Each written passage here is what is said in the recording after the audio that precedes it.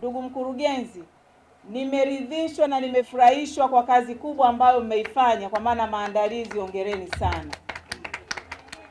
Timu yako na timu ya Balangdalalu kwa maana kata na tarafa, hongereni sana sana sana. Lakini pia nimefurahishwa na wananchi kujitokeza kwa wingi sana. Kina mama, asanteni sana, mmeniandalia maandalizi mazuri, nimefurahishwa na Mungu awabariki sana. Jamii tulivu hujengwa kupitia familia imara yenye mshikamano.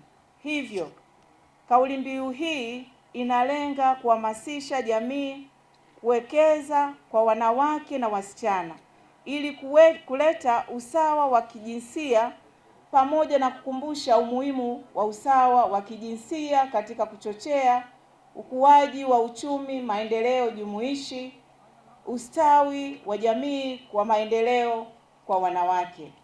Katika kipengele cha Dira ya Maendeleo ya Taifa ya mwaka 2025 husisitiza usawa wa kijinsia, haki, uhuru na fursa sawa katika wanawake na wanaume. Katika kutoa maamuzi, upangaji, utekelezaji wa mipango ya maendeleo, wanawake wanatakiwa watambue kuwa wana jukumu la kushiriki kikamilifu katika masuala ya maendeleo kwa faida ya taifa letu. Ndugu wananchi, kuhusu kumwezesha mwanamke kiuchumi, halmashauri yetu kwa mwaka wa fedha wa 2025-2026 hadi Februari mwaka 2026 imetoa jumla ya Tanzania shilingi milioni 800 na elfu 20. Wampigieni makofi mengi sana mkurugenzi pamoja na timu yake. Kwa vikundi 83 vya wanawake, vijana na watu wenye ulemavu, vikundi vilipata mikopo, vilirejesha kwa wakati ili vikundi vingine viweze kupatiwa. Hivyo na waasa, tumieni fursa za kiuchumi zilizopo wilayani ili kujiletea maendeleo. Ndugu wananchi, napenda nisisitize swala la bima ya afya kwa wote, ambapo wananchi wanakuwa na uhakika wa kupata huduma za matibabu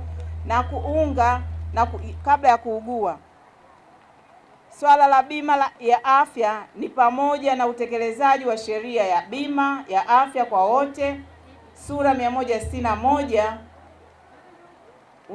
unamwezesha mwananchi kuchangia huduma za matibabu, ambapo atachangia 150,000 idadi ya watu 6 kwa mwaka mmoja. Ndugu wananchi, utoaji wa chakula cha mchana shuleni bado hauridhishi, kwani kuna wazazi wengine hawaoni umuhimu wa swala la hili. Hivyo natoa rai kwa wazazi wote kutoa umuhimu wa jambo hili, kuwawezesha watoto wetu kujifunza tumboni kukiwa salama. Wanawake mnatakiwa muikimbilie hii mikopo ambayo inatolewa na serikali. Mikopo hii, kumbuka, haina riba, kwa maana yake haikuumizi wewe, bali inakufanyaje? Inakuinua. Unachokikopa ndio unachokifanyaje? Unachokirejesha.